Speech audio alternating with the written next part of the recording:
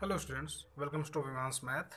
आज इस वीडियो में इसमें हम एनसीईआरटी 9.3 का पार्ट सेकंड कंप्लीट करने वाले हैं। यहाँ तक जो क्वेश्चन नंबर 10 था, जिसने भी इस वीडियो को देखा होगा, उसमें पार्ट 1 हमने कवर किया था। पार्ट 1 जो था उसमें क्वेश्चन नंबर 10 तक था। ठीक है, अब इसके बाद क्वेश्चन नंबर 11 जो है यहाँ से पार्ट 2 शुरू होगा। ठीक है, एनसीईआरटी 9.3, ये एक्सरसाइज 9.3 ही है। ठीक है, मैं लिख दे रहा हूँ। इसका क्वेश्चन नंबर 11 से लेके जो कुछ भी है इसमें कवर किया जाएगा। ठीक है, जो भी बच्चा पहली इस वीडियो को देख रहा है, इससे पहले पार्ट 1 पढ़ा है उसको आप देख लो, उसके बाद समझ में आएगा। ठीक है, तो यहाँ से क्वेश्चन नंबर 11 से लेकर क्वेश्चन नंबर 14 तक आपको एक पर्टिकुलर सोल्यूशन निकालना है जो कि गिवन कंडीशन को सेटिस्फाई करते हुए निकले। ठीक है, तो क्वेश्चन है for each of the following differential equation in exercise 11 to 14 find a particular solution satisfying the given condition. ठीक है, तो क्वेश्चन नंबर 11 ये कहता है कि x cube plus x square plus x plus 1 d y upon d x, ठीक है, is equal to 2x² plus x such that y is equal to 1 when x is equal to 0। ठीक है, इसका आपको पार्टिकुलर सोल्यूशन निकालना है इस condition पे, जो गिवन कंडीशन है इसको सेटिस्फाई करे। ऐसा सोल्यूशन निकालो गिवन कंडीशन सेटिस्फाई करे। ठीक है, तो चलो शुरू करते हैं। यहाँ से सोल्यूशन होगा इसका। तो हमारे पास है क्या, देखो यहाँ से हम शुरू करते हैं इस चीज़ को। तो सबसे पहले हम ये करते हैं, देखो यहाँ से हम x वाले को x की तरफ कर देते हैं, dy को इधर रखो। तो यहाँ से होगा dy अपॉन डी एक्स, ठीक है, is equal to 2x² plus x upon x cube plus x square plus x plus 1। ठीक है, और अगर हम इसे चाहें, इसको चीज़ को चाहें, तो हम ऐसे लिख सकते हैं। देखो 2x² plus x upon bracket में एक्स प्लस 1 और इधर वाले ब्रैकेट में x² प्लस 1। ठीक है, इसलिए हमने लिखा ताकि ये पार्शियल डेरिवेटिव्स बन जाए। एक टॉपिक है आपके इसमें डिफरेंशिएशन में, पार्शियल डिफरेंशिएशन। ठीक है, वो शायद कवर नहीं किया गया है इसमें, क्योंकि एनसीईआरटी में ऐसा है नहीं। जो क्वेश्चन पैटर्न पे करना चाहिए, जो डायरेक्टली पूरा फार्मूला है वैसा नहीं है, लेकिन क्वेश्चन दे दिया गया है। और उसके लिए आप परेशान मत हो, मैं लास्ट में मुझे जो पार्शियल डिफरेंशिएशन है, मैं लास्ट में एक वीडियो उसको ऐड कर दूंगा, इसी में ही लास्ट में ऐड कर दूंगा उसको, कि पार्शियल डिफरेंशिएशन होता कैसे है। ये भाई आप देख लो इसको। ठीक है, तो ये अलग अलग हुआ। अब हम इसको क्या करेंगे, देखो अब इसका देखो, ये एक पार्शियल डिफरेंशिएशन है, ठीक, सॉरी पार्शियल फ्रैक्शन है। तो पार्शियल फ्रैक्शन का डिफरेंशिएशन ऐसे होता है कि अगर इस टर्म में हो, ऊपर मान लो ये ए है और नीचे ए प्लस बी है, इस तरीके से है, कुछ ऐसे बी एक्स प्लस ए, इस तरीके से है। तो इसका ऐसे होता है, देखो 2x² plus x upon x plus 1 और x² प्लस 1। ठीक है, ऐसे अगर है तो इसको हम ऐसे लिखते हैं a अपॉन एक्स प्लस 1 और plus b x plus c upon x² plus 1। ठीक है, इसको ऐसे लिखते हैं। अब यहाँ से अगर हमें a b और c की वैल्यू मिल जाए तो हमें 3 कांस्टेंट मिल जाएगा, और ये जो होगा ये इसके बराबर आ जाएगा। ठीक है, तो सबसे पहले हमें a b और c की वैल्यू निकालनी चाहिए। ठीक है, तो निकालने के लिए आप क्या करोगे, मान लो अगर इसको आप करोगे तो ऐसे ही तो आएगा ना, 2x² plus x is equal to a x² plus 1 plus b x plus c और ब्रैकेट में x प्लस 1। ठीक है, अब यहाँ पे एक चीज़ आप अगर ध्यान से देखो, तो हमें अगर a की वैल्यू निकालनी है तो x बराबर -1 रख दो, तो ये पूरी वैल्यू 0 हो जाएगी। जो ये वाली वैल्यू है, अगर x बराबर हमने -1 रखा तो वैल्यू 0 हो जाएगी। ठीक है, और इधर क्या आएगा, इधर आपका आएगा 2, जैसे -1 आप रखोगे तो 2 का स्क्वायर। ठीक है, तो 2 आ जाएगा और -1 यानी 1 आ जाएगा, तो 1 इज इक्वल टू a। और ये क्या हो गया, -1 का x² प्लस 1 यानी 2, यानी a बराबर क्या आया 1/2। ठीक है, अब ऐसे अगर इसका कोएफिशिएंट लंबा है, अगर इसको आप करना चाहो तो करवा दूंगा, कोई दिक्कत नहीं है, लेकिन ये थोड़ा लॉन्ग पड़ जाएगा, थोड़ा टाइम वेस्ट होगा इसमें, तो इसको करने की कोई ज़रूरत नहीं। a बराबर 1/2 आया। इसी तरीके से अगर आप कोएफिशिएंट को इसके कर लेते हो, इसके कोएफिशिएंट को करो, कंपेयर कर लो।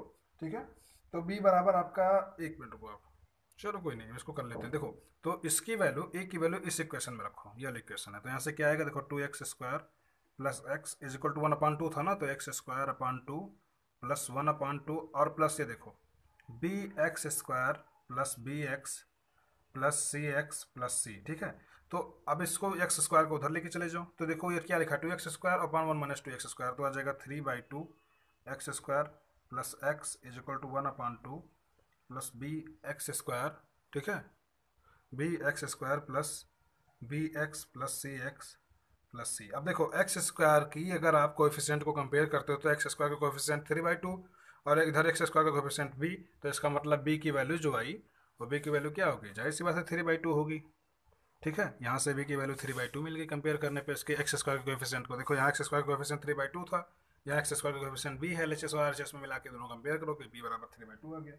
अब ऐसे अगर चाहो तो 3/2 यहाँ रहने दो इस जगह पे, यहाँ बी एक्स स्क्वायर जहाँ पे था, तो यहाँ पे देखो, अब ऐसे देखो इस इक्वेशन में, तो यहाँ पे देखो क्या था, 3/2 x square plus x plus 1/2 plus b x, तो बी की वैल्यू है 3/2, तो एक्स स्क्वायर कर दो प्लस बी की वैल्यू 3/2 एक्स और प्लस सी, तो इसको दोनों को कट जाएगा ये दोनों, इसमें कोई दिक्कत नहीं। इधर क्या है, x minus 3/2 x is equal to 1/2 plus c x plus c. ठीक है, तो यह आ जाएगा आपका -1/2, तो यहाँ पे आपका आ जाएगा -1/2 x is equal to 1/2 plus c x plus c. अब देखो एक्स का कोएफिशिएंट सी और यहाँ एक्स का कोएफिशिएंट 1/2, तो कंपेयर करोगे तो सी की वैल्यू आएगी 1/2। ठीक है, अब इसकी वैल्यू उठा के यहाँ रख दो, ए बी और सी की वैल्यू उठा के यहाँ रख दो, तो ए की वैल्यू क्या थी 1/2, तो जाहिर सी बात है इसका मतलब ये हुआ कि 2x² plus x upon x plus 1 into x square plus 1 की जो वैल्यू है बराबर है वो 1/2 एक्स प्लस 1। ठीक है, ऐसे ही तो होगा।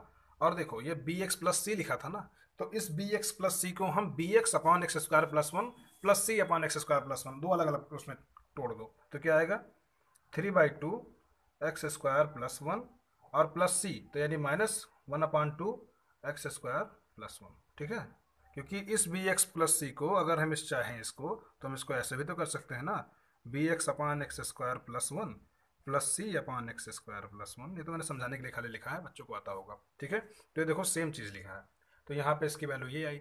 अब देखो, तो जहाँ पे ये लिखा था, कहने का मतलब ये तो हुआ जहाँ पे ये लिखा है इस जगह पे हम ये लिख सकते हैं। इसका मतलब यहाँ इसका डिफरेंशिएशन था ये, तो इसका मतलब हम ये लिख सकते हैं, तो हम क्या लिख सकते हैं, d y upon d x is equal to, क्योंकि इसकी वैल्यू हमने निकाली ये आती है, तो इसकी जगह पे क्या रखें हम 1/2 x plus 1 plus 3/2 x square plus 1 -1/2 x square plus 1। ठीक है, अब देखो, अब हमें इसका पार्टिकुलर सोल्यूशन निकालना है। देखो पार्टिकुलर सोल्यूशन या जनरल सोल्यूशन वाई की फॉर्म पे होता है, d y upon d x के फॉर्म पे नहीं होता। तो अगर d y upon d x हटाना है तो हमें इसको इंटीग्रेट करना होगा। ठीक है, तो क्या करेंगे, इंटीग्रेशन या इंटीग्रेट कर दो बोथ साइड, तो जायज़ बात है इंटीग्रेट जब करेंगे भैया, तो d y upon d x convert हो गया वाई में, और 1/2 बाहर हुआ, ये क्या हो गया लॉग एक्स प्लस 1। समझ में आया, 1/2 log x plus 1 plus 3/2 log, sorry 3/4 होगा ये, अभी बताता हूँ कैसे, ये लॉग एक्स स्क्वायर प्लस 1 मैं बताता हूँ कैसे होगा। देखो यहाँ पे एक्स स्क्वायर प्लस 1 है, अगर हम इसे सब्सटीट्यूट मेथड से एक्स स्क्वायर प्लस 1 बराबर टी माने तो 2x dx बराबर dt आएगा। मैं यहाँ पे सॉल्व करता हूँ, थोड़ा साइड में देखो आप, ये क्या लिखा है, एक्स स्क्वायर प्लस 1 बराबर अगर हमने t माना तो 2x dx, मैंने सब्सटीट्यूट मेथड पढ़ाया है आपको, 2x dx is equal to dt, तो x इधर क्या हो जाएगा, यहाँ पे देखो, तो dx बराबर क्या होगा dt/2, यही तो होगा, सॉरी x dx बराबर dt/2। ठीक, तो इसलिए जो 1/2 बाहर आता है ये dt/2, तो यहाँ पे 3/4 लॉग एक्स स्क्वायर प्लस 1। ठीक है, और माइनस 1/, ये भी यहाँ पे देखो 2 लिखा है, लेकिन ये 1/1 देखो 1/1 प्लस एक्स स्क्वायर जो सॉरी वहाँ एक्स स्क्वायर जो लिखा है, इसका इंटीग्रेशन होता है tan इनवर्स एक्स। ठीक है, इसका इंटीग्रेशन होता है tan इनवर्स एक्स, आपने पढ़ा है, मैंने फार्मूले में पढ़ाया था। ठीक है, तो यहाँ से ये क्लियर हुआ, लेकिन हमारा आंसर जो है इस फॉर्मेट में नहीं आता। अभी रुको, यहाँ पे तो क्लियर हुआ, लेकिन हमें एक चीज़ और बताई गई है क्वेश्चन के शुरू में ही, कि अगर y बराबर 1 है, कब y बराबर 1 होगा, जब x बराबर 0 होगा, तो इसका मतलब x की वैल्यू 0 और y की वैल्यू 1, कहने का मतलब यही तो है। तो जहाँ जहाँ x की वैल्यू वहाँ x की वैल्यू 0 रख दो। ठीक है, क्यों, क्योंकि अब हम पे कंडीशन लगाएंगे ना, तो कंडीशन अपने पास क्या है, कंडीशन लगाने के बाद जो पार्टिकुलर सोल्यूशन आएगा हमें वो चाहिए। तो कंडीशन क्या है, x बराबर 1 और y बराबर 0, सॉरी x बराबर 0 तब y बराबर 1, तो यहाँ पे 1 रख दो y की जगह पे, और जहाँ जहाँ x है वहाँ वहाँ 0 रख दो। तो यहाँ पे देखो log x प्लस 1 यानी log 1 हो जाएगा, तो log 1 की वैल्यू 0 होती है, नहीं खत्म। यहाँ भी log 1 हो जाएगा, log 1 की वैल्यू 0 खत्म, यानी कि log की सारी वैल्यू खत्म हो जाएगी। समझ में आया, log की सारी वैल्यू क्या हो जाएगी, खत्म हो जाएगी। और यहाँ पे प्लस सी कर दो, इंटीग्रेशन के बाद प्लस सी, log की सारी वैल्यू खत्म। ठीक है, तो ये दोनों खत्म, जब हमने x बराबर 0 रखा तो ये दोनों खत्म, कि log 1 आता है, log 1 की वैल्यू 0 होती है। सिर्फ बचा क्या, 1/2 tan इनवर्स जीरो। तो tan इनवर्स जीरो की जो वैल्यू होती है, यहाँ पे देखो आप, इसको +1 करके हमने छोड़ दिया, ठीक है, ठीक है। तो tan जीरो की वैल्यू भी जीरो होती है, तो इसका मतलब जो c आया, तो c बराबर की सिर्फ c बचेगा, तो c बराबर 1 आया। यहाँ पे c की वैल्यू 1 रख दो इस इक्वेशन में। y is equal to 1/2 log x plus 1 plus 3/4 log x square plus 1 minus 1/2 tan inverse x। जानते हो पार्टिकुलर सॉल्यूशन में सिर्फ इसी c की वैल्यू रखनी चाहिए बस, बाकी है क्योंकि आर्बिट्री कांस्टेंट उसमें नहीं चाहिए अपने को, इसलिए हम c की वैल्यू रखते हैं। और प्लस क्या हो गया, 1 हो गया। लेकिन यहाँ पे अगर हम चाहो तो 1/4 यहाँ से कॉमन ले लो इस जगह से, तो 1/4 यहाँ से अगर कॉमन लेंगे आप, ठीक है, 1/4 कॉमन ले लो।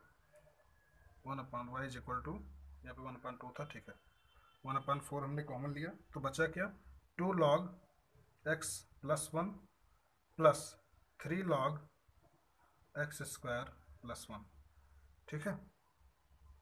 और ये -1/2 क्योंकि इससे कॉमन नहीं लिया, tan x और प्लस 1। तो ये देखो 1/4 यहाँ रहने, तो अब ये देखो m log n लिखा है, n log m, तो log m पावर n की जो वैल्यू होती है, यहाँ पे मैं लिख दे रहा हूँ, log m पावर n की जो वैल्यू होती है वो n log m होती है। तो इसको हम ऐसे भी लिख सकते हैं ना, y इज इक्वल टू, ये y इधर कर दो, y is equal to 1/4 bracket में कर दो log x प्लस 1 का स्क्वायर, ठीक है, plus log x square plus 1 का क्यूब, क्योंकि n log m लिखा था, log m पावर n हो जाएगा, और -1/2 tan इनवर्स x प्लस 1, ठीक है।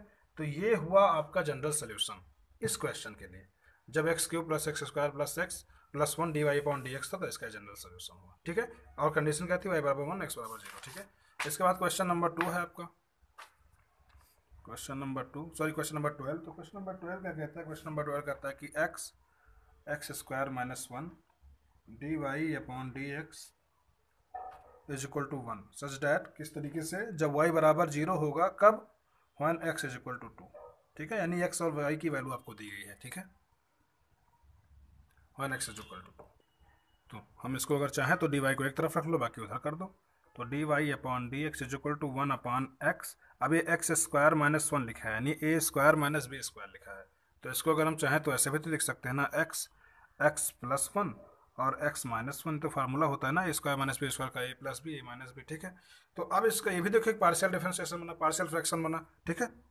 तो पार्शियल फ्रैक्शन हम इसको ऐसे तोड़ेंगे, देखो, जब भी पार्शियल फ्रैक्शन इस फॉर्म पे हो, 1/x, x प्लस 1 और x माइनस 1 के फॉर्म पे हो, तो हम इसको ऐसे करते हैं, -1/x, ठीक है, इसको ऐसे लिखेंगे, -1/x प्लस 1/2 x माइनस 1 और प्लस 1/2 x प्लस 1, ऐसे करते हैं इसको, ठीक है। अभी लास्ट में दूंगा, परेशान मत हो, लास्ट में इसको दिखाऊंगा कैसे होता है, इसलिए करवा रहा हूँ, जल्दी जल्दी खत्म हो जाएगा क्योंकि काफ़ी टाइम हो रहा है एक ही क्वेश्चन लगने में। चलो, तो फिर यहाँ से इसको सॉल्व करेंगे, फिर यहीं से देखो, इसमें एक्स वाई की वैल्यू नहीं है, इसको डायरेक्टली रख दो यहाँ पे, क्योंकि ए बी की वैल्यू नहीं है इसमें, ठीक है, तो इसके बराबर ये रख दो यहाँ पे। तो dy/dx is equal to 1/x minus 1/x plus 1/2 x minus 1 और प्लस 1/2 x प्लस 1, ठीक है। ये हो गया आपका यहाँ से। अब अगर इसे चाहो तो इसे रहने दो, इसको छोड़ दो इसको, क्योंकि देखो इसका देखो जो क्या है, इक्वेशन बराबर है, सॉरी बेस जो है लगभग सेम है। तो यहाँ पे देखो, यहाँ पे जो ये वैल्यू है, इसको हम ऐसे भी लिख सकते हैं, dy/dx is equal to -1/x plus 1/2 x square minus 1, क्यों, क्योंकि a minus b, a plus b. और हाँ, ऐसा नहीं डायरेक्टली लिख दिया हमने, इसको जो हमने सॉल्व करेंगे तो यही आएगा, क्योंकि x से कट जाएगा, 1 से कट जाएगा माइनस प्लस में करके, ठीक है। 2x होगा तो 2 से 2 कैंसिल आउट हो जाएगा प्लस प्लस करके। चलो, तो अब देखो यहाँ से, अब इसको डायरेक्टली इंटीग्रेट करो, इंटीग्रेट बोथ साइड। जब इसे दोनों साइड पर इंटीग्रेट करेंगे तो आएगा y, ये -1/x है, तो माइनस लॉग x प्लस, यहाँ पे देखो 1/2 बाहर हो जाएगा, इसी बेस पे 1/, जैसे पहले हुआ था 1/2 बाहर, और आएगा क्या, log x square minus 1 integration में, लॉग एक्स स्क्वायर माइनस 1 और आर्बिट्री कांस्टेंट प्लस c, ठीक है, यहाँ पे रोक दो। अब कंडीशन अप्लाई करो, तो कंडीशन क्या कहता है भैया, कंडीशन ये कहता है कि y बराबर 0 है और x बराबर 2 है, ठीक है। तो रख दो यहाँ पे y बराबर 0, x बराबर 2 वैल्यू रखो। अगर तो क्या आ जाएगा, y बराबर 0, x बराबर माइनस लॉग 2 प्लस 1/2 एक्स की वैल्यू log 2 यानी 2 की स्क्वायर 2 यानी log 3, 1/2 log 3। तो उधर कर दो सब प्लस सी, तो सी की वैल्यू कैसे निकलेगी भैया, सी की वैल्यू कर दो उधर, तो सी बराबर क्या आएगा -1/2 log 3 प्लस log 2, ये सी की वैल्यू आई। तो सी की वैल्यू यहाँ पे रख दो, इसमें सी की वैल्यू इसमें रखोगे तभी तो जनरल सोल्यूशन मिलना शुरू होगा। तो वाई बराबर -log x plus 1/2 log x² -1 और प्लस सी की वैल्यू क्या है log 2 -1/3 सॉरी 1/2 log 3। ठीक है, ये सी की वैल्यू हो गई।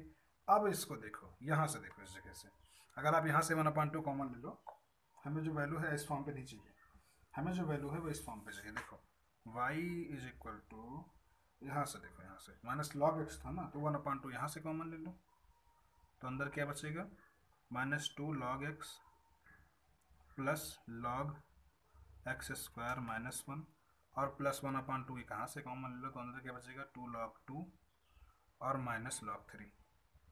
तो अगर हम चाहें इसे तो यहाँ पे जो log x² हो जाएगा माइनस में, तो इसको ऐसे कर सकते हो -y इज इक्वल टू, ठीक है, 1/2 यहाँ पे जो x² -1 है इसको आगे कर दोगे पॉजिटिव है log x² -1 और माइनस log x², क्यों, क्योंकि पहले के जैसे देखो n log m लिखा है log x² और यहाँ पे 1/2 बाहर, तो अंदर क्या बचा log 2 का स्क्वायर।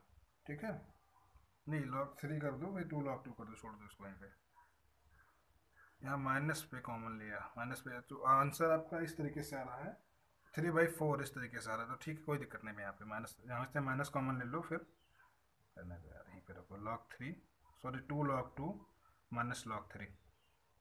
ठीक है, यहाँ पे हमने रोक दिया इस चीज़ को। अभी देखो, ये चाहो तो यहाँ तक सही है आंसर, लेकिन जो एनसीईआरटी है उसके आंसर थोड़ा अलग होता है, तो उस आंसर के हिसाब से हम कर देते हैं, कोई दिक्कत नहीं। ये देखो n log m -log n लिखा है, ठीक है, तो log m/n होता है ये। चलो, तो y(x) is equal to 1/2 log m कितना है, m है आपका x² -1/x²।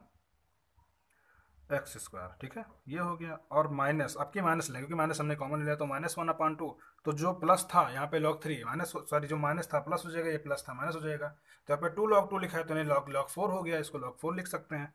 पहले log 3 -log 4 लिख दिया हमने, जो प्लस था माइनस हो गया। अब ये भी तो वही लिखा है ना, y(x) is equal to 1/2 log x² -1/x²। देखो ये यहाँ पे लिखा था log m -log n, तो log m -log n जो होता है log m/log n होता है, ये फार्मूला है इसका, आपने 9th में पढ़ा होगा आपने।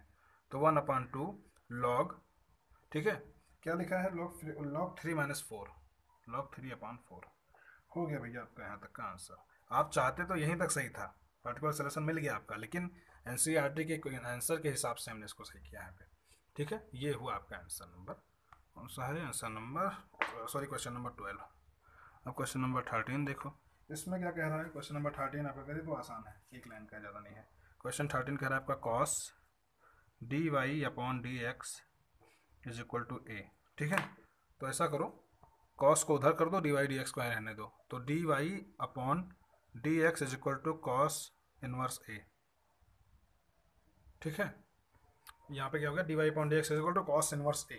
अब देखो, अगर हम इसको cos इनवर्स a इंटू 1 कर सकते हैं, 1 क्यों कर रहा हूँ भी बताऊंगा आगे, क्योंकि cos इनवर्स a जो है कांस्टेंट है, cos inverse a constant term पे है, क्योंकि x का डिफरेंस है, यहाँ पे x का कोई फॉर्म नहीं है इसलिए कांस्टेंट होगा, इसलिए हमने cos इनवर्स इंटू 1 कर दिया। ठीक है, अब इसको क्या करो, इंटीग्रेट कर दो,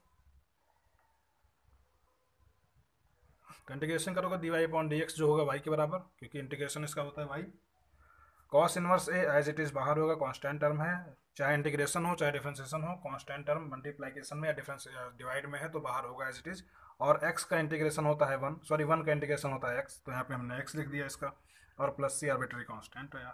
अब कंडीशन क्या कहता है, कंडीशन हमने लिखा नहीं था, कंडीशन ये कहता है कि अगर इस हिसाब से y is equal to 2, y बराबर 2 है, जब x इज इक्वल टू 0, यानी x की वैल्यू 0 रखनी है और y की वैल्यू क्या रखनी है, y की वैल्यू 1 रखनी है, 2 रखनी है।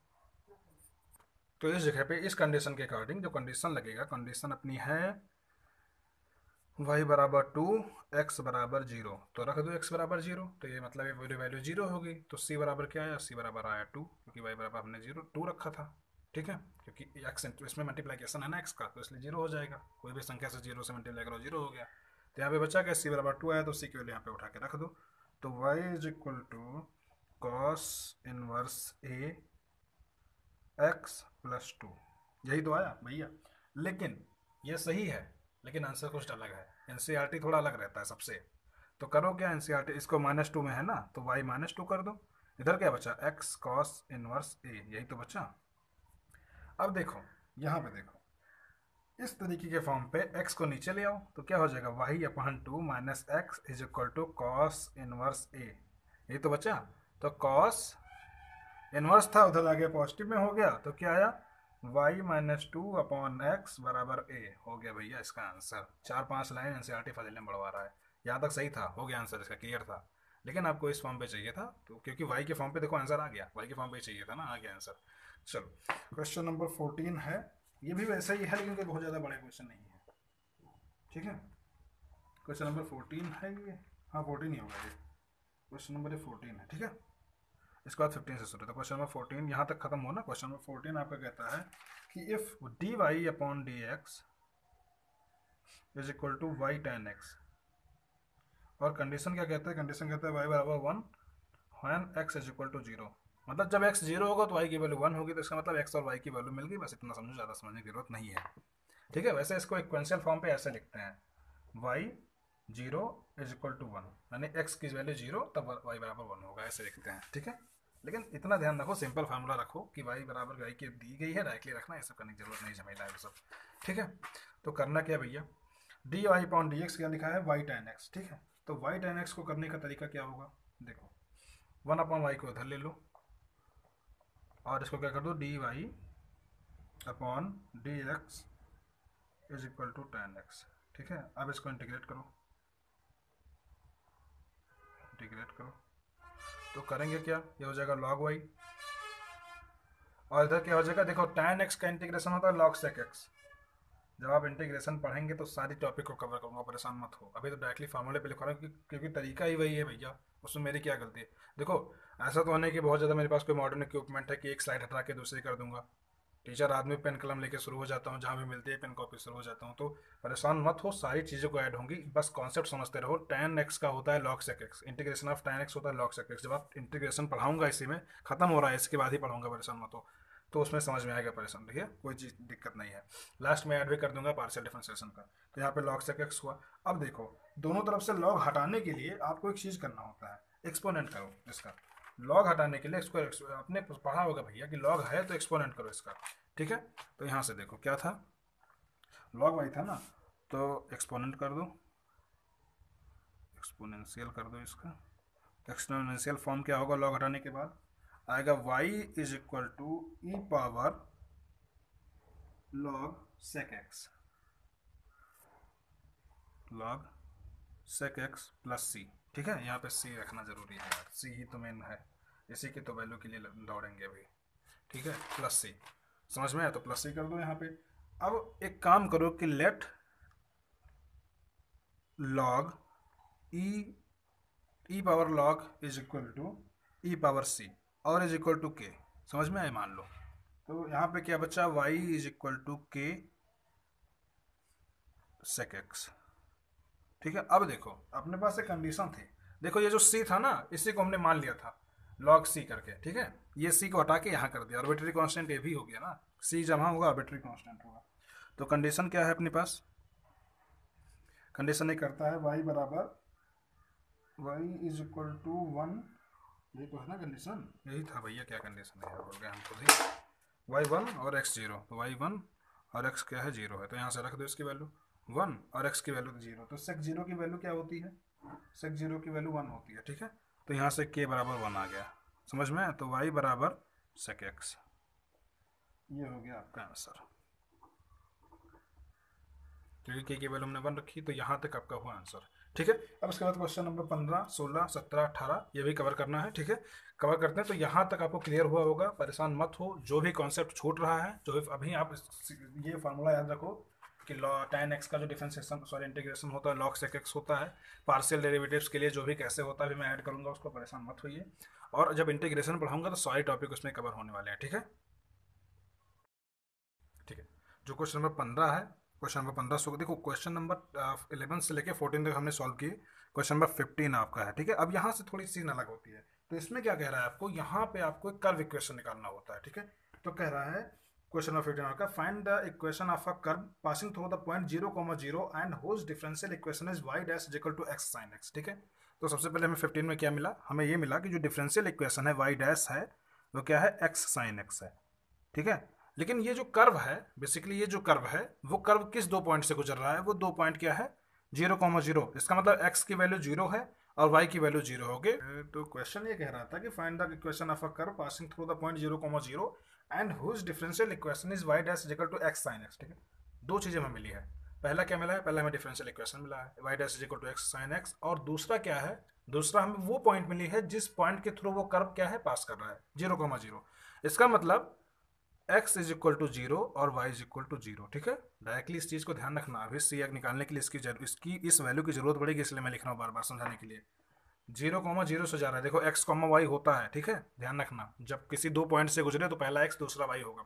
चलो, तो शुरू करने का तरीका क्या होगा भैया, चलो यहाँ पे आप एक चीज देखो, f इंटू एक्स के फॉर्म पे लिखा है, f इंटू एक्स के फॉर्म पे लिखा है। डिफरेंशिएशन में तो आपने देखा कि एफ एक्स अगर डिफरेंशिएशन होता है तो कैसे, लेकिन यहाँ पे इंटीग्रेशन करना है इसका, क्योंकि वाई डैश लिखा है। तो ध्यान रखना कि integration of f x into q x d x का एक फार्मूला होता है, ठीक है। मैं जानता हूँ थोड़ी सी डिफिकल्टी है आपके लिए, क्योंकि देखो ऐसा नहीं है इस वीडियो में आगे पीछे है, मैं पहले डिफरेंशिएशन पढ़ा रहा हूँ, लेकिन आपके टॉपिक में आप क्वेश्चन चैप्टर 7 है जिसमें इंटीग्रेशन पहले है, ठीक है, डिफरेंशिएशन से, तो शायद आप लोगों ने पढ़ा हो, लेकिन नहीं भी पढ़ा हो तभी मैं कवर करूंगा, परेशान मत हो। तो f x into q x का इंटीग्रेशन होता है f x integration of q x minus integration whole integration of differentiation of f x into integration of q x, ठीक है, ब्रैकेट क्लोज डी एक्स, ठीक है। ये क्या था, पहला क्वेश्चन आपका है e power x into sine x, sorry मैंने शायद एक्स लिखा है यहाँ पे, ऐसा नहीं है, क्वेश्चन है e power x into sine x, e power x into sine x, ठीक है, सॉरी फॉर डैट, शायद मैं सवाल लिखना कन्फ्यूज होगा, ठीक है। तो यहाँ से शुरू करने के लिए हम कैसे शुरू करेंगे, देखो एक रूल अपने पास है आईलेट, ठीक है। देखो मैं कहता क्या हूँ, सुनो मेरी बात को, डिफरेंशिएशन में आपने एफ एक्स और क्यू एक्स करने के लिए डायरेक्टली कर दिया था, उसमें कुछ नहीं माना था कि बीच में प्लस था, लेकिन है बीच में माइनस, इसमें आपको आगे पीछे मानना होगा। आईलेट के अकॉर्डिंग आप इसको सॉल्व करेंगे, ठीक है। तो आईलेट में क्या होता है, पहला होता है इनवर्स, दूसरा होता है लॉगरिथम, तीसरा होता है एल्जेब्रिक, चौथा ट्राइगोनोमेट्रिक और पांचवा एक्सपोनेंशियल, ठीक है। तो यहाँ पे ट्राइगोनोमेट्रिक है, इसका मतलब ये वाला जो टर्म है आपका, पहला वाला टर्म जो है, इस तरीके से आप देखो, ये ट्राइगोनोमेट्रिक है साइन एक्स, ठीक है। जो साइन एक्स है वो ट्राइगोनोमेट्रिक है, और ई पावर एक्स जो आपका है वो क्या है, वो आपका एक्सपोनेंशियल है। तो इसका मतलब ये वाला टर्म जो होगा वो आपका एफ एक्स होगा, और ये वाला टर्म जो आपका होगा वो क्यू एक्स होगा, ठीक है। तो इस फार्मूले पे रख के हम सॉल्व करेंगे, ठीक है। तो यहाँ पे ये पहला फंक्शन हुआ एफ एक्स, आपका क्यू एक्स हुआ इसलिए क्योंकि आईलेट के अकॉर्डिंग टी पहले आता है, ट्राइगोनोमेट्रिक फंक्शन पहले आएगा, एक्सपोनेंशियल फंक्शन बाद में आएगा, तो इसमें रखो यहाँ पे इस फंक्शन में। तो इसका क्या होगा एफ एक्स, तो एफ एक्स क्या हुआ भैया, इसका directly y dash is equal to ऐसे रखो, वाई डैश का तो वाई हो जाएगा क्योंकि इंटीग्रेट करोगे तो ऐसे लिख दो, इंटीग्रेट बोथ साइड, ठीक है। अब वाई डैश का इंटीग्रेशन वाई ही तो होगा, वाई डैश हटाओ यहाँ पे, y is equal to f x क्या है, एफ एक्स आपका साइन एक्स, तो साइन एक्स, और integration of e power x, तो e power x integration e power x ही होता है, minus integration differentiation of sine x f x का, तो कॉस एक्स हो जाएगा, और इंटू ई पावर एक्स, ठीक है। अब देखो ये भी दो फंक्शन बन गया, यहाँ भी दो फंक्शन बना, ठीक है, समझो आप चीज़ों को, यहाँ भी दो फंक्शन बना, तो इसको फिर वैसे करेंगे, y is equal to e power x sine x, इसको वैसे रहने दो, माइनस ये जो है माइनस बाहर लगाओ, और इसको देखो इसके अकॉर्डिंग ही पहला पहला कौन सा function, F x cos x into E power x, minus integration of differentiation of cos x हो जाएगा आपका minus sine x, cos x का माइनस साइन एक्स होता है, और integration of x e power x, ठीक है, डी एक्स। तो यहाँ से इस माइनस को अंदर यहाँ पे माइनस करवा दो, इस माइनस से मल्टीप्लाई करो तो प्लस हो जाएगा, तो y is equal to e power x sine x minus e power x cos x, और ये माइनस और माइनस प्लस, लेकिन अंदर माइनस, तो क्या होगा माइनस, क्या बना e power x into sine x d x. अब देखो ये आप इक्वेशन 1 मान लो इसको, तो फ्रॉम इक्वेशन 1 इसकी वैल्यू क्या है, from equation 1 E power x sine x की वैल्यू वाई डैश है, ठीक है, यहाँ से देखो ई पावर एक्स साइन एक्स की वैल्यू वाई डैश है ना, तो अगर हम इंटीग्रेशन ऑफ वाई डैश करेंगे, अगर इस इंटीग्रेशन साइन को हटाना है तो वाई डैश का हो जाएगा वाई। समझ में आया? E power x sine x minus e power x cos x और माइनस वाई। ठीक है, क्योंकि वाई डैश था ना, तो वाई डैश का इंटीग्रेशन सिर्फ वाई बचेगा, तो वाई इधर लेके चले जाओ और प्लस सी रख लो यहाँ पे। ठीक है, प्लस सी तो चाहिए। अब देखो क्या हो गया, वाई प्लस वाई ने 2y is equal to power x common ले लो, यहाँ बचा के sine x minus cos x और प्लस सी। अब देखो दो चीज़, अपने पास एक कंडीशन क्या है, कंडीशन क्या कहता है भैया, कंडीशन है तो कहता है ना कि एक्स बराबर जीरो और वाई बराबर जीरो, क्योंकि जो कर्व है वो 2 पॉइंट से जाता है, वाई और एक्स के। ठीक है, 2 पॉइंट से जा रहा है, एक्स बराबर जीरो वाई बराबर जीरो। तो यहाँ से हमने क्या किया, sign x minus cos x करके छोड़ दिया। ठीक है, तो इधर आओ, देखो एक्स की वैल्यू रखो जीरो, वाई की वैल्यू रखो जीरो। ठीक है, तो यहाँ पे रखने के बाद क्या आएगा, सी की वैल्यू निकालने के लिए देखो यहाँ पे अगर आप 1/2 करके कॉमन तरीके से लो इसको, ई पावर एक्स अपॉन 2 करके, एक मिनट को, ये जो 2y है ना इसको इधर रख दो। जानते हो क्योंकि जो आपका आंसर आ रहा है, आपका आंसर 2y आता, लेकिन अगर हम यहाँ पे y बराबर 2 रख देंगे एनसीईआरटी के आंसर के अकॉर्डिंग, तो हम इसको ऐसे लिख सकते हैं। देखो इसको यहाँ पे इस जगह पे हमने ये जो 2y था इसको हमने ऐसे लिखा, y is equal to e power x upon 2 bracket में sine x minus cos x plus c. ठीक है, ऐसे लिख दिया हमने इसको यहाँ पे, तो ये क्या होगा, जीरो हो गया। ठीक है, ये 1/2 हो गया, ई का पावर जीरो का मतलब 1 होता है। ठीक है, तो ये 1/2 बचा, तो क्या होगा, जीरो इज इक्वल टू 1/2, और साइन जीरो की वैल्यू जीरो होती है और -1। ठीक है, कॉस जीरो की वैल्यू 1 होती है, यहाँ पे -1 और प्लस सी। तो इस अकॉर्डिंग क्या आया, इस अकॉर्डिंग सी की वैल्यू क्या आई अपनी, सी की value I +1। C is equal to 1/2, क्योंकि ये -1/2 हो जाएगा ना, C plus 1/2 is equal to zero, -1/2 C -1/2 is equal to zero, तो जाएगा पॉजिटिव। सी की वैल्यू क्या आई, +1/2 आई, तो यहाँ पे सी की वैल्यू +1/2 रख दो बस। तो क्या हो जाएगा, y is equal to e power x upon 2 sine x minus cos x और प्लस 1/2। ठीक है, तो इस 1/2 को लेके इधर चले जाओ, देखो इस 1/2 को लेके इधर चले जाओ, या 1/2 ऐसा करो कॉमन ले लो, यहाँ से 1/2 ले लो कॉमन, तो y इज इक्वल टू 1/2 जब कॉमन लेंगे तो इधर क्या बचेगा, e power x sine x minus cos x और +1। ठीक है, और ये 2 कर दो तो 2, तो अब -1 कर, ये जब इधर इसका मल्टीप्लाई करेंगे इससे तो y का 2y हो गया, और यहाँ पे सिर्फ बचेगा +1 ब्रैकेट हटने के बाद, तो +1 को उधर ले आओ, -1 हो जाएगा, तो e power x sine x minus cos x. अगर आप चाहते तो आंसर आपका यहाँ तक ही सही था, ये सही था, आंसर हो गया, लेकिन हमें आंसर के अकॉर्डिंग लाना है, तो मैं चाह रहा हूँ कि जब कर ही लिया तो 2 स्टेप और सही, जैसे एनसीईआरटी में आंसर दिया वैसे ले आओ। चलो, इसके बाद क्वेश्चन नंबर 16 आपका क्या कह रहा है, तो ये क्लियर हुआ, क्वेश्चन नंबर 15 क्लियर हुआ। एक कर्व था जिसका differential equation y dash is equal to e power x sine x था। ठीक है, हाँ ये फंक्शन है, जैसे प्रोडक्ट रूल हमने पढ़ा है डिफरेंशिएशन में, ऐसे ही ये भी प्रोडक्ट रूल होता है, लेकिन इसको करने का तरीका अलग होता है। इसमें आप एफ एक्स क्यूएस डायरेक्टली नहीं मान सकते, इसको आपको आइलेट के अकॉर्डिंग मानना होगा। आइलेट में क्या है, इनवर्स, लॉगरिथम, एल्जेब्रिक, ट्राइगोनोमेट्रिक और एक्सपोनेंशियल। ठीक है, तो ये पावर एक्स एक्सपोनेंशियल है, ट्राइगोनोमेट्रिक के बाद होता है, इसलिए पहले वाले फंक्शन को एफ एक्स मान लेंगे। ठीक है, जो पहला आया। इसके बाद आपका क्वेश्चन नंबर 16 है, for the differential equation x y d y is equal to x plus 2 bracket में y plus 2, find the solution of the curve passing through the point 1, -1। ठीक है, तो क्वेश्चन क्या है, जो डिफरेंशियल इक्वेशन आपके पास है x y d y upon d x is equal to x plus 2 and y plus 2। ठीक है, और ये जो कर्व है वो 2 पॉइंट से जा रहा है। पॉइंट कौन कौन सी है, पॉइंट आपकी है 1, -1, 1, यानी एक्स और वाई। ठीक है, इसकी वैल्यू मिल गई आपको, यहाँ पे लिख लो एक्स और वाई की वैल्यू है, तो एक्स बराबर कितनी आई 1, वाई बराबर कितनी आई -1। ठीक है, एक कर्व है जिसका डिफरेंशियल इक्वेशन ये है, ये है। ठीक है, उस कर्व का आपको जनरल इक्वेशन निकालना है, और वो कर्व जो है 1, -1 पॉइंट से होकर गुजरता है। ठीक है, तो हमने डिफरेंशियल इक्वेशन लिख लिया। अब ऐसा करो कि y की तरफ y वाले को कर लो, x की तरफ x वाले को कर लो, तरीका तो यही कहेगा इस पे। ठीक है, ध्यान रखना, सबसे आसान तरीका ये होता है कि जब वो x और y की तरफ भागने लगे तो कर दो, कोई रिश्तेदार नहीं कि छोड़ना है उसको। ठीक है, कर दो सर।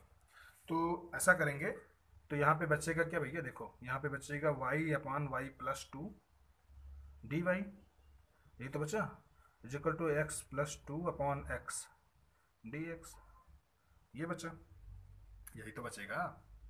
तो अब इधर देखो इसको y upon y plus to को ऐसे रहने दो, y upon y plus to को ऐसे मत रहने दो, अभी बताता हूँ, ठीक है। इसको आप प्लस टू और माइनस टू कर दो, बताता हूँ क्यों, क्योंकि आपको इसको तोड़ना पड़ेगा, dy, ठीक है। और इधर क्या होगा, इधर हो जाएगा one plus two upon x, अलग अलग कर दिया हमने एक्स को, ठीक है, ब्रैकेट कर दो, डी एक्स कर दो। देखो वाई प्लस टू एक पे कर दो अपॉन वाई प्लस टू, और minus two upon y plus two, bracket लगा के डी वाई कर दो, is equal to one plus two upon x d x. तो ये देखो कट गया, तो क्या बचा, one minus two upon y plus two, ठीक है, d y is equal to one upon one plus one two upon x d x, ठीक है। क्यों किया हमने, क्योंकि इसकी डायरेक्ट कोई वैल्यू पॉसिबल नहीं है। अगर हम इसे सब्स्टिट्यूट मेथड से मानते भी तो y प्लस टू मानते, तो y की वैल्यू y डैश हो जाती, ऊपर नहीं आता बराबर, इसलिए हमने इसे क्या किया, अलग अलग फ्रैक्शन में तोड़ दिया। अब देखो वन की वैल्यू आ जाएगी, टू कांस्टेंट है बाहर होगा, log y plus two directly आ जाएगा, ठीक है। तो इसको इंटीग्रेट कर दो, इंटीग्रेट बोथ साइड, आसान है। देखो इसको सिर्फ आपको एक दिमाग लगाना है, अगर हम यहीं से करते तो नहीं होता, इसलिए हमको एक को वन बना लो, दूसरे को नॉर्मल रख दो, दूसरा नॉर्मल बन जाएगा। तो यहाँ पे क्या होगा, ये आपका हो जाएगा log, ये सही x हो जाएगा आपका, सॉरी x को नहीं y के रेफरेंस में करना है तो इसको y बनेगा। वैसे वन का x होता है, लेकिन जब x के रेफरेंस में करो तब, यहाँ y है इसलिए y बनेगा, minus two log y plus two is equal to x plus two log x. यहाँ तक हो गया, ठीक है, यहाँ तक छोड़ा हमने। अब देखो अपने को एक चीज़ ये पता है कि हम जानते हैं कि सिंस, देखो हम ये जानते हैं कि since x is equal to one और y is equal to minus one, ठीक है। तो इसमें रखो, मान लो इक्वेशन में रखा, पुट द वैल्यू, ये इक्वेशन मान लो इसको, क्योंकि सी निकालना में यहीं से, तो put the value of c, sorry equation में वैल्यू रखो इसकी एक्स की, तो यहाँ पे वाई की वैल्यू क्या है, माइनस वन, जाहिर बात है। तो क्या बनेगा भैया, देखो यहाँ पे वाई की वैल्यू क्या बनेगी, one minus two log one, one minus two log one, इससे बनेगा minus one minus two log, और अंदर क्या था, y minus y plus two था ना, तो y की वैल्यू माइनस वन है तो log वन बन जाएगा। अब ये देखो ये तो जीरो हो जाएगा क्योंकि log वन की वैल्यू जीरो होती है। और यहाँ पे आओ, x की वैल्यू क्या है, यहाँ पे हमने लिखा टू log वन, और x की वैल्यू इस जगह से क्या है भैया, x की वैल्यू है प्लस वन, ठीक है। तो प्लस वन यहाँ रखो, तो x plus one plus two log one, तो प्लस सी, तो one plus two log one plus c. अब देखो log वन की वैल्यू जीरो, तो ये जीरो, इधर वाला जीरो, ठीक है, या प्लस माइनस करके वैसे भी जीरो कर लो, इसको कोई दिक्कत नहीं। टू लॉग जीरो तो यानी माइनस वन, और minus one is equal to c, तो सी बराबर क्या आया, माइनस टू आया। समझ में आया, सी बराबर माइनस टू, क्योंकि लॉग वन की वैल्यू जीरो होती है, तो सी बराबर माइनस टू आया। उठा के सी रख दो यहाँ पे, बस यहीं पे रख दो, इस इक्वेशन में, इक्वेशन वन में सी की वैल्यू रख दो, तो क्या आएगा, वाई माइनस, यहाँ पे देखो इस जगह पे, तो क्या आएगी वैल्यू, वाई माइनस लॉग, यहाँ पे y प्लस टू था ना, y minus log y plus two, ठीक है, is equal to x plus log x minus two, ठीक है। तो ये टू लॉग एक्स का एक्स स्क्वायर हो जाएगा, उसमें कोई दिक्कत नहीं है, ठीक है। यहाँ से टू लॉग एक्स का एक्स स्क्वायर हो गया, चलो करते हैं एक्स वाले को एक्स, इस तरफ, क्योंकि आपका आंसर जो है आ रहा है y minus x plus two is equal to log bracket में x square plus y plus two का स्क्वायर, ठीक है। चलो कोई दिक्कत नहीं, कर लेते हैं, इसमें कोई बड़ी बात नहीं है। तो ऐसा करो, y की तरफ कर दो इधर, तो y माइनस एक्स और प्लस टू हो गया, और इधर क्या है भैया, टू लॉग एक्स और plus log y plus two, यही तो आएगा। चलो तो ये लॉग एक्स स्क्वायर हो गया, ठीक है, और लॉग जो वाई प्लस टू था आपका, यहाँ पे देखो इस जगह पे, तो लॉग वाई प्लस टू यहाँ पे हमने शायद छोड़ा है, क्योंकि यहाँ पे two log y plus two था, यहाँ से देखो two log y plus two था, ठीक है, तो हमें शायद इसको लिखना पड़ेगा, तो यहाँ पे two log y plus two, तो यहाँ पे क्या होगा, y minus x plus two is equal to log x square plus log y plus two का स्क्वायर, ठीक है। हो गया भैया आंसर आपका, ये एनसीईआरटी के अकॉर्डिंग आंसर आ गया। आंसर ये भी सही है, लेकिन जैसा वो कहे वैसे करो, कोई दिक्कत नहीं है, ठीक है। क्वेश्चन नंबर 17 क्या कहता है, क्वेश्चन नंबर 17 आपका है, एक मिनट को, find the equation of a curve passing through the point 0,2 given that at any point x, y on the point on the curve the product of the slope of this tangent and y coordinates of the point is equal to the x coordinates of the point. देखो मतलब ये कह रहा है कि सबसे पहले कोई कर्व है जो एक लाइन से पास थ्रू कर रहा है, जो लाइन क्या है 0,2, तो हमें गिवन क्या क्या है, एक पॉइंट दिया गया है जिससे वो कर्व जो है पास कर रहा है, ठीक है। दूसरा क्या है कि किसी गिवन पॉइंट पे जो एक्स कॉमा एक गिवन पॉइंट है, ठीक है, उस पे वो जो कर्व है वो क्या करता है, उसका जो प्रोडक्ट है वो वाई कोऑर्डिनेट्स के प्रोडक्ट के क्या है, बराबर है। समझ में आया? तो ऐसे हम लिखते हैं, इसको ऐसे लिखेंगे। देखो कहने का मतलब ये है कि इस क्वेश्चन में हमें हमें ये बताया गया है, इस क्वेश्चन में कि देखो हमें क्या बताया गया है, इस क्वेश्चन में प्रोडक्ट ऑफ द स्लोप बताया गया है पहली चीज, और दूसरी चीज product of the slope and y coordinates. हमें ये कहा गया है कि जो प्रोडक्ट ऑफ द स्लोप है और वाई कोऑर्डिनेट्स की जो प्रोडक्ट है, पहला बताया गया है कि इस कर्व में product of the slope slope का जो प्रोडक्ट है एंड वाई कोऑर्डिनेट्स का एक प्रोडक्ट होगा, इसमें हमें बताया गया है। और दूसरा हमें ये बताया गया है, दूसरी पॉइंट, कि जो कर्व है वो एक पासिंग कर रहा है किसके थ्रू, 0,-2 के थ्रू। ये कर्व की वैल्यू है, ठीक है, जो एक्स कोऑर्डिनेट से पास कर रहा है। चलो, और हमें ये कह रहा है कि जो उस वाई कोऑर्डिनेट का जो, एक मिनट को आप इसको मैं हटा देता हूँ, एक मिनट रुकना थोड़ा, जो वाई कोऑर्डिनेट्स का जो स्लोप है वो प्रोडक्ट जो है वो एक्स के बराबर है, तो इसका मतलब यही तो हुआ ना, y into d y upon d x is equal to x, ये हुआ, ठीक है। तो यहाँ से आप इंटीग्रेट कर दो, इंटीग्रेट करने के बाद क्या आएगा, ये देखो एक मिनट को, यहाँ से आप इंटीग्रेट करोगे इसको तो क्या आ जाएगा, वाई को ऐसे रखो, y square upon 2 is equal to x square upon 2, 2 से 2 कैंसिल आउट, प्लस सी, ठीक है। तो ये क्या बन जाएगा, y square is equal to x square plus c, जो कि आपके पास एक कंडीशन है, कंडीशन क्या है, 0x बराबर 0 और y बराबर -2, क्यों, क्योंकि जो कर्व है वो 2 पॉइंट से जा रहा है, 0 और -2 से, तो x की वैल्यू 0 और y की वैल्यू -2 होगा, ठीक है। तो y की वैल्यू -2 होगी, तो इसमें रख दो c निकालने के लिए, तो ये हो जाएगा 4 इज इक्वल टू सी, तो c की वैल्यू क्या आई, 4 आई, तो यहाँ से रखो वाई स्क्वायर बराबर एक्स स्क्वायर प्लस 4, ठीक है। तो है y square minus x square बराबर 4, ये हो गया आपका आंसर, ठीक है। ये हुआ उस कर्व का जनरल सोल्यूशन, जो कर्व पॉइंट 0,-2 से होकर गुजरा था, और ये बताया गया था कि उस कर्व के प्रोडक्ट का जो स्लोप होगा, उस कर्व के टेंजेंट का जो स्लोप है और प्रोडक्ट और वाई कोऑर्डिनेट्स के रेफरेंस में जो प्रोडक्ट है वो एक्स कोऑर्डिनेट के बराबर है, तो हमने वही तो लिखा, ठीक है।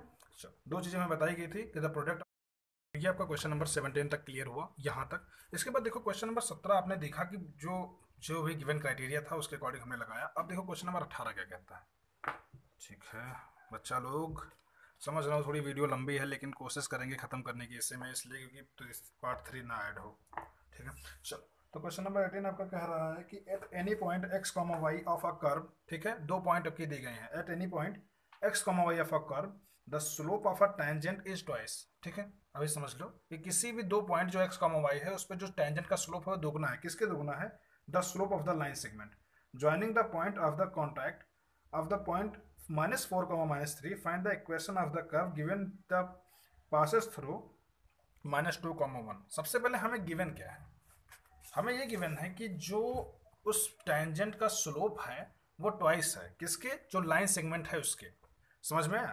तो हमें ये गिवन है, देखो लिख रहा हूँ आप समझ जाओगे, परेशान ना हो। तो सबसे पहले एक चीज आपको दी गई है कि दो पॉइंट है, पहला किसी पॉइंट पे एक्स कॉमा वाई पे जो कर्व है वो इस बार बता रहा है कि किन 2 पॉइंट पे, ठीक है।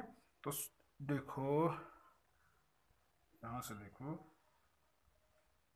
हमें कह रहा है कि स्लोप ऑफ द लाइन जो है, द लाइन ज्वाइनिंग, ये टर्म होता है, ठीक है, slope of the line joining. हमारे पास क्या है, हमारे पास है एक पॉइंट है -4, -3, और दूसरा क्या है x, y, क्योंकि कर्व 2 पॉइंट से गया है। एक माइनस जो पॉइंट ऑफ द कॉन्टैक्ट है क्या है, x, y है, और दूसरा -4, 3 है, ठीक है। तो इसको x1 मान लो, इसको y1 मान लो, x को x2 मान लो और इसको y2 मान लो, ठीक है। समझ में आया, ऐसे माना जाता है इसको x2 और y2। तो एक फार्मूला होता है कि सबसे पहले देखो इसने कहा, देखो हम क्यों इस फार्मूले को लगाएंगे, इसने ये कहा कि यहाँ पे देखो क्वेश्चन में पढ़ो, इसने कहा यहाँ पे, इसने कहा है कि the slope of a tangent is twice, तो सबसे पहले स्लोप तो निकालो, स्लोप पता कहाँ है, the slope of the tangent is twice the slope of the line segment. तो लाइन सेगमेंट के टेंजेंट के जो लाइन सेगमेंट का जो स्लोप है उसके दोगुना है कौन सा, dy अपॉन dx जो है। समझ में आया? ऐसे ही कुछ कहेंगे क्योंकि जो टेंजेंट का जो स्लोप है वो क्या है, लाइन सेगमेंट के स्लोप के दो गुना है। तो लाइन सेगमेंट का स्लोप तो निकालो भैया पहले।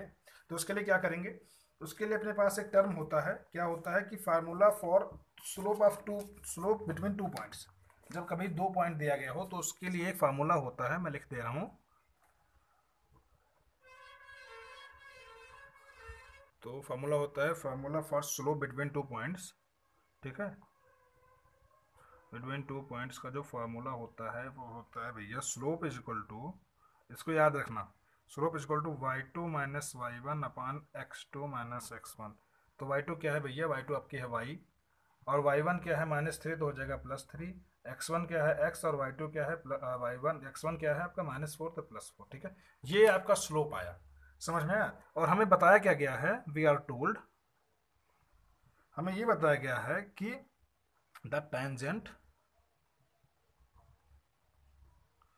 स्लोप इज ट्वाइस, किसके ट्वाइस है, इसके ट्वाइस है। तो इसका मतलब दुगना कौन सा होगा, यही तो होगा बराबर करने के लिए, मतलब वो तो पहले से ही बराबर है, दुगना है।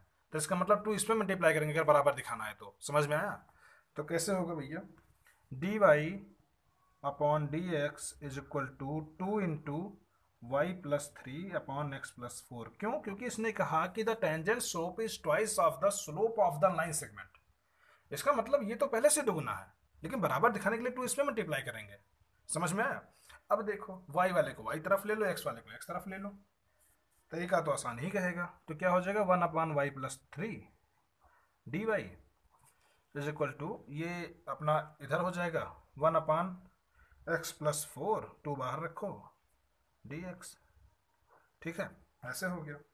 अब अगर आप चाहो इससे तो इंटीग्रेट कर दो यहीं से, क्योंकि अब तो आसान हो गया ना, इंटीग्रेट कर दो बोथ साइड पे। तो इंटीग्रेट करने के बाद क्या आ जाएगा, log y प्लस 3, और इधर क्या आ जाएगा 2 log x प्लस 4 और प्लस c, हो गया काम। अब देखो एक चीज़ और यहाँ से, हाँ log दोनों तरफ है, हटाने के लिए एक्सपोनेंट कर दो तो क्या आ जाएगा y plus 3 is equal to, ये 2 है इसको भी हट जाएगा, 2 जो है इधर चला जाएगा, एक्स स्क्वायर हो जाएगा, ठीक है। एक्स पावर 4 का एक्स प्लस 4 का स्क्वायर हो जाएगा, एन लॉग एम लिखा है ना, तो e power log x plus 4 का स्क्वायर। ये जो 2 था ना, हम चाहें तो ऐसे भी कर सकते हैं, जो 2 आगे था ना, क्योंकि लॉग में आएगा ना तो 2 आगे उधर हो गया। समझ में आया? एक स्टेप मैंने कम लिखा है इसलिए। तो और क्या हो गया, प्लस सी इसका रहना तो ऐसे।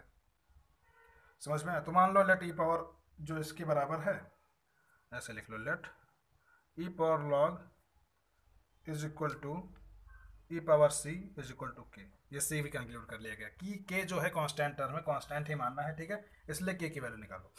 तो यहाँ से देखो, हाँ हमें ये पता है कि जो कर्व है वो 2 पॉइंट से होता है, कर्व जो है वो 2 पॉइंट से गुजर रहा है। कर्व पासिंग जो पॉइंट्स है वो क्या क्या है, वो है -2, +1।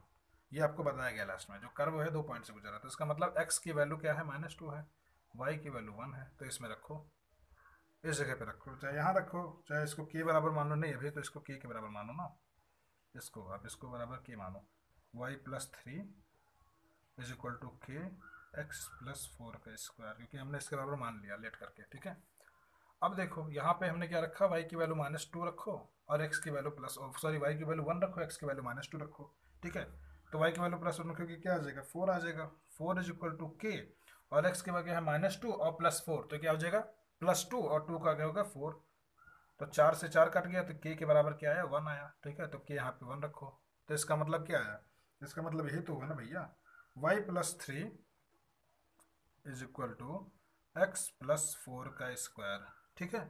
अब यहाँ देखो हमें आंसर ऐसे, यही तो हमारा आंसर है, एक्स प्लस 4 का square is equal to y plus 3। NCERT में यही आंसर हो गया, आंसर आपका बात खत्म।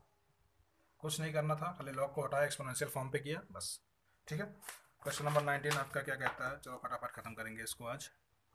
क्वेश्चन नंबर आपका 19 कहता है, यहाँ पे आओ, the volume of a spherical balloons, the volume of a spherical balloon on begin inflated change at a constant rate if initially its radius is 3 unit and after 3 second it is 6 unit. Find the radius of the balloon after t second. चलो मतलब कह रहा है कि कोई spherical balloon है जिसका volume जो है वो इनिशियली क्या है, 3 यूनिट है, जो इनिशियली उसका रेडियस है 3 यूनिट है, लेकिन 3 सेकंड के बाद उसकी जो रेडियस हो जाएगी 6 यूनिट हो जाएगी। तो find the radius of the balloon after 30 second. तो 30 सेकंड के बाद उस बैलून की रेडियस कितनी होगी आपको बस इतना निकालना है।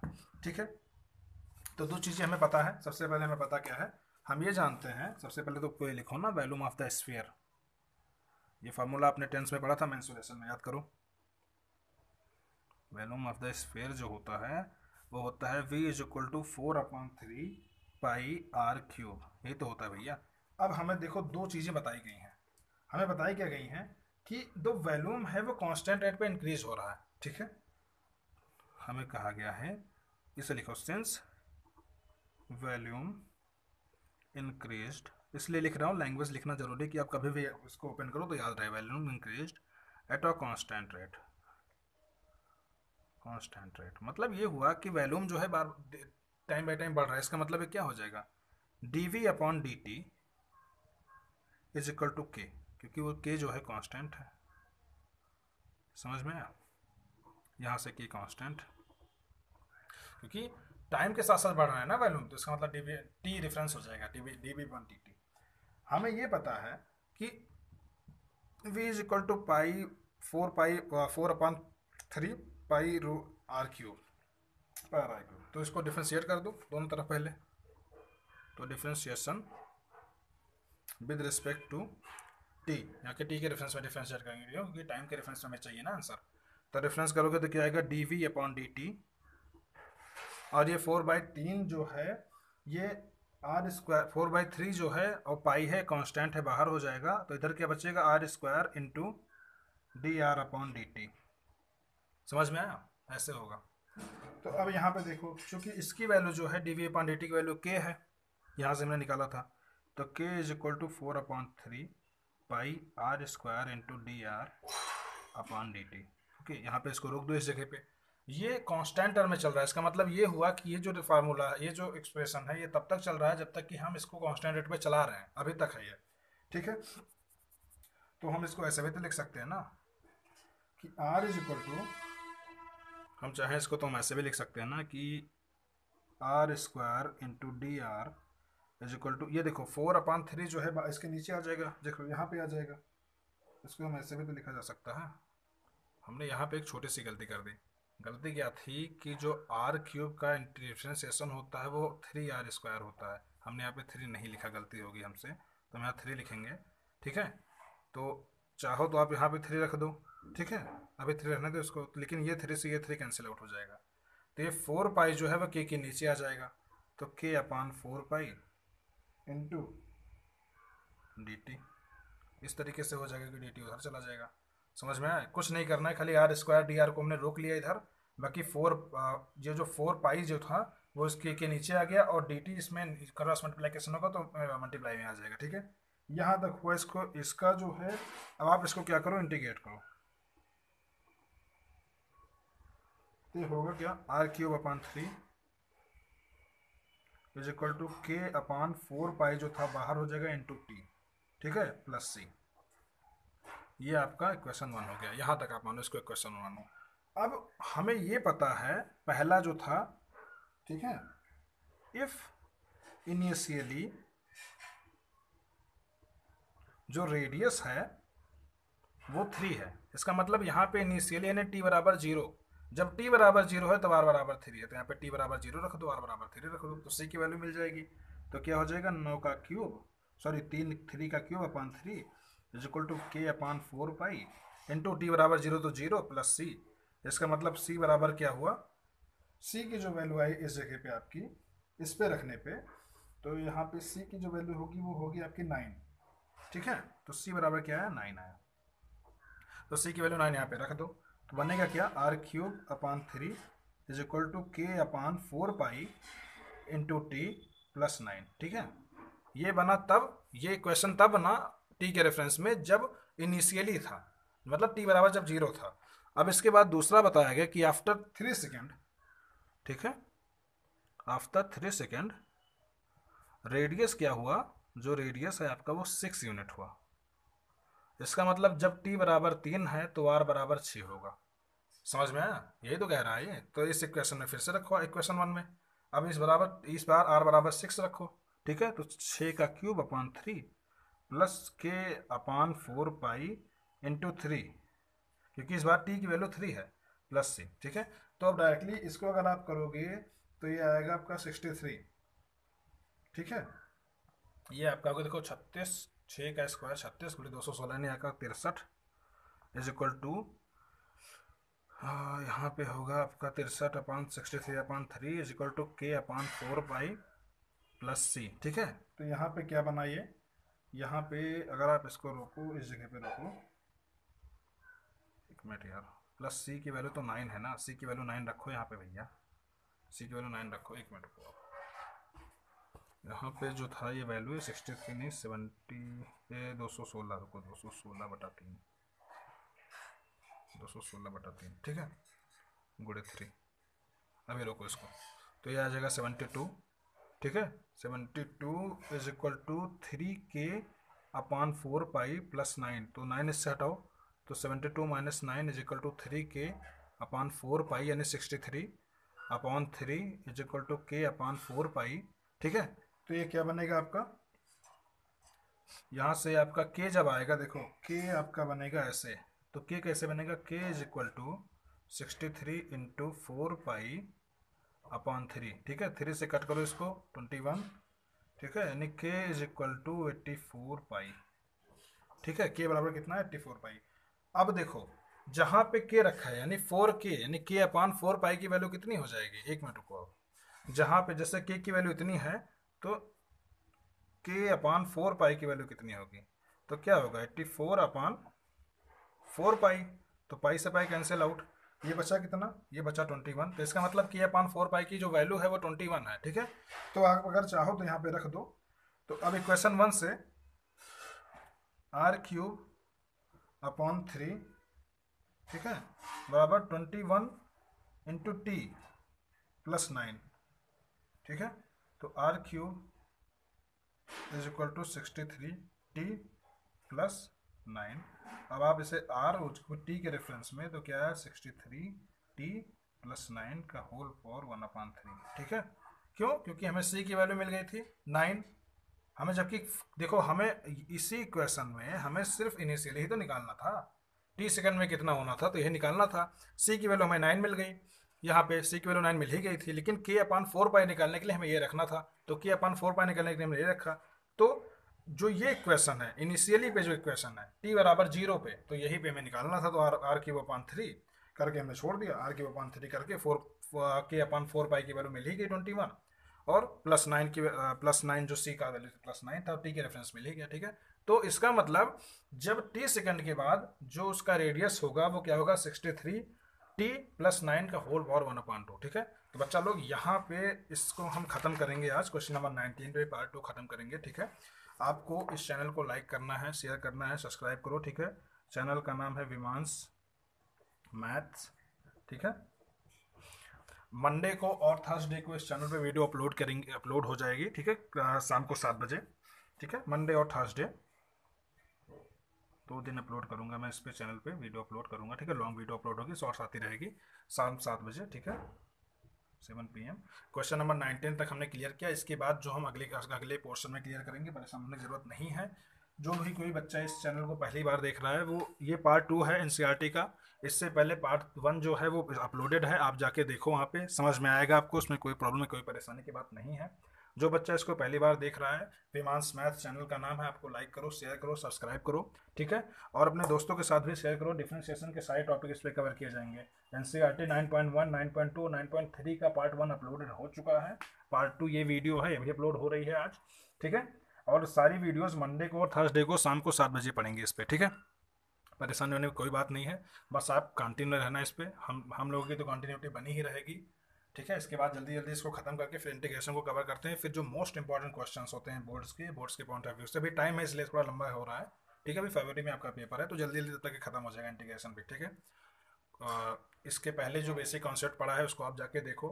ठीक है, इंटीग्रेशन पढ़ा है, सॉरी इसका जो इनवर्स डेरिवेटिव है वो पढ़ा है, बेसिक कॉन्सेप्ट है इसी यूट्यूब चैनल पे विमांस मैथ यूट्यूब चैनल का नाम है, ठीक है। 2 दिन वीडियो आएगी, मंडे को और थर्सडे को 7 बजे, ठीक है। आप लोग ख्याल रखना, पढ़ते रहना, ठीक है। और अपने दोस्तों के साथ भी शेयर करो बच्चा लोग इसको, इस पे सारे टॉपिक कवर किए जाएंगे एनसीईआरटी के, ठीक है। तो यहाँ तक क्वेश्चन नंबर 90 तक हमने क्लियर किया। इसके बाद क्वेश्चन नंबर 20, 21, 22 और 23 4 क्वेश्चंस बचे हैं। अगले पार्ट में इसको कवर करके खत्म करेंगे। Okay, all the best, all the very best बच्चा, ठीक है। विमांस मैथ चैनल का नाम है, लाइक करो, शेयर करो, सब्सक्राइब करो। शाम को 7 बजे मिलते हैं, मंडे और थर्सडे को। Okay, all the best, all the very best.